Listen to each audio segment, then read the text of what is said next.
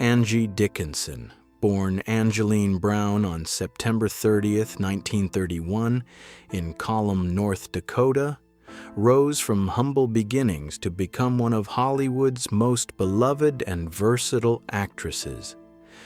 The second of 4 daughters, she grew up in a modest household with her father, Fred Rica, working as a small-town newspaper publisher.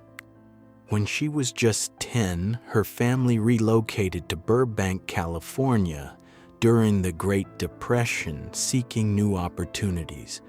Little did they know that this move would open the door for Angie to enter the world of entertainment.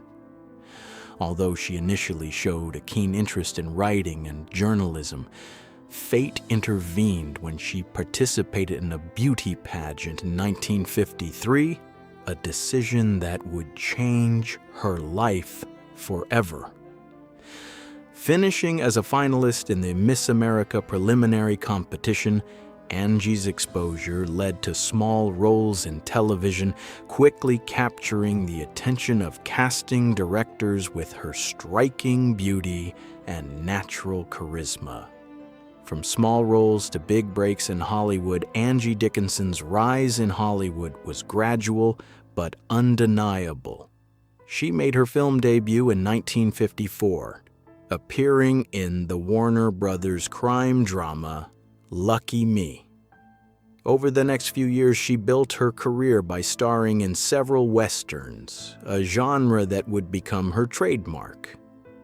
In these roles, Dickinson often portrayed strong, independent female characters, which was a refreshing departure from the typical damsel in distress. However, it wasn't until 1959, when she was cast in Howard Hawks' iconic western Rio Bravo, that Angie's career truly skyrocketed. As Feathers, the witty and flirtatious gambler, Dickinson held her own alongside Hollywood legends like John Wayne and Dean Martin. The role showcased her unique blend of sensuality, intelligence, and confidence, qualities that would define her career. A pioneering role in Policewoman and lasting legacy.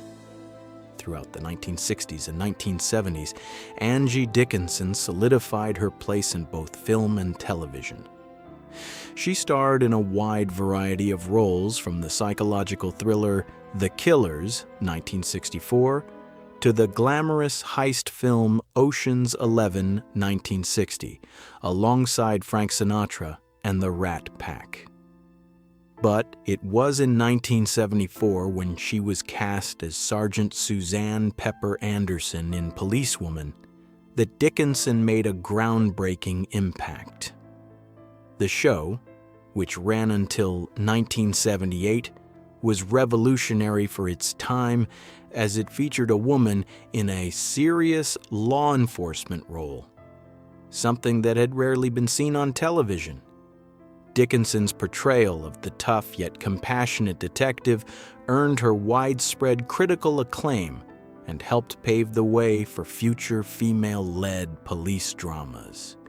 She not only became a trailblazer in the television industry, but also inspired many women to pursue careers in law enforcement. Overcoming personal challenges, marriage, motherhood, and loss. Beyond her career, Angie Dickinson's personal life has been marked by both triumphs and heartbreak.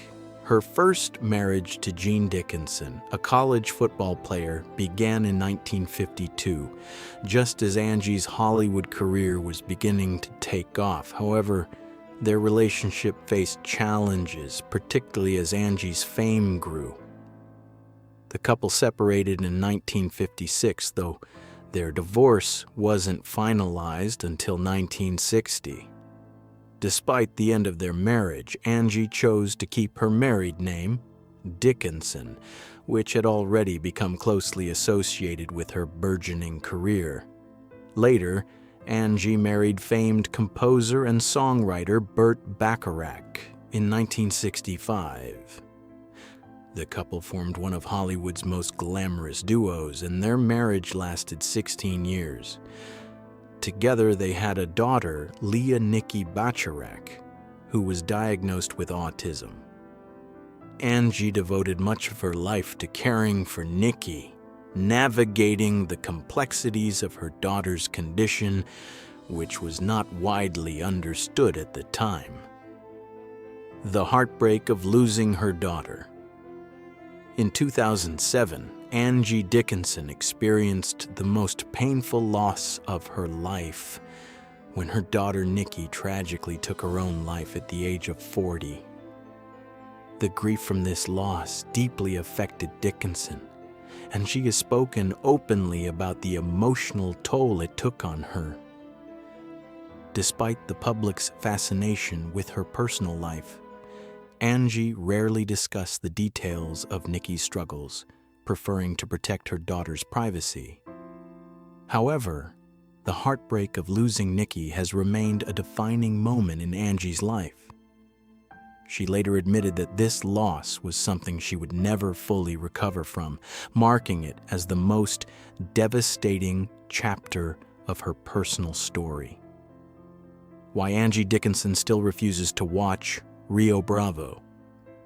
Though Rio Bravo is widely considered a classic Western and a pivotal moment in Angie Dickinson's career, she has openly admitted that she refuses to watch the film.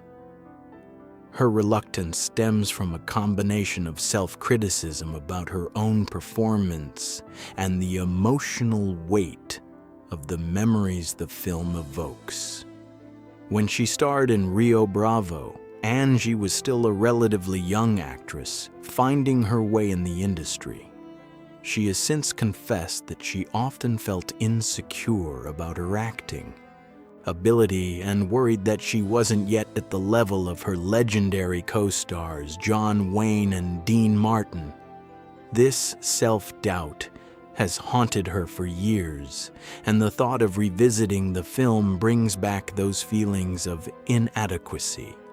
The emotional pain of rewatching Ricky Nelson in Rio Bravo. Another deeply personal reason Angie Dickinson avoids Rio Bravo involves her memories of Ricky Nelson. During the filming, Nelson was just starting his career in film, and his youth and musical fame made him a major star.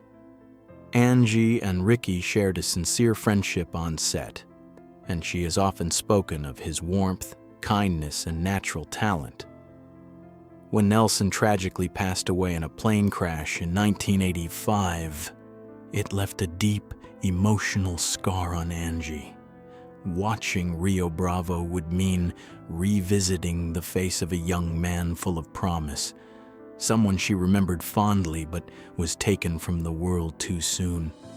The loss of Nelson makes watching the film too emotionally overwhelming for Angie, and the memories of their friendship combined with his untimely death are more than she can bear. A bittersweet reminder of her early career. For Angie Dickinson, Rio Bravo is not just a film, it's a reminder of her early years in Hollywood. At the time of filming, she was still finding her place in the industry, struggling with insecurities and self-doubt. The film encapsulates a moment in her life when she was both excited about her burgeoning career and unsure of her abilities. Watching the movie would mean revisiting the fears and uncertainties that plagued her as a young actress trying to make a name for herself in a male-dominated industry. Though Rio Bravo ultimately played a crucial role in launching her career, the film also brings back the vulnerability she felt during that period. The legacy of Rio Bravo and Angie Dickinson's unseen journey. While audiences continue to celebrate Rio Bravo as one of the greatest westerns in cinema history, Angie Dickinson has made peace with the fact that she will never revisit the film. For her, the film is much more than a cinematic achievement. It's a personal time capsule that contains not only professional triumphs, but also lingering insecurities, emotional losses, and bittersweet memories.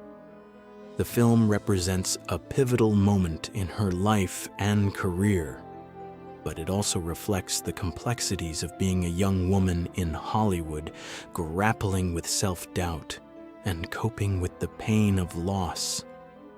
Angie Dickinson's decision to keep Rio Bravo in the past is a reflection of her need to protect herself from the emotional weight that the film carries, particularly in relation to her late co-star, Ricky Nelson. Honoring Ricky Nelson's memory and Angie Dickinson's reflection, in recent years, Angie Dickinson has begun to reflect more openly on her memories of Ricky Nelson, shedding light on the emotional complexities of their relationship. For years, she kept her feelings about him private, perhaps out of respect for his legacy or because of the emotional challenges it brought up. Now, at 93, Angie has decided to share her perspective, offering fans a glimpse into the deep bond they shared. Her memories of Ricky Nelson are filled with warmth and nostalgia, and her decision to finally speak out serves as a tribute to him and to their connection during a time when the pressures of fame often obscured personal lives.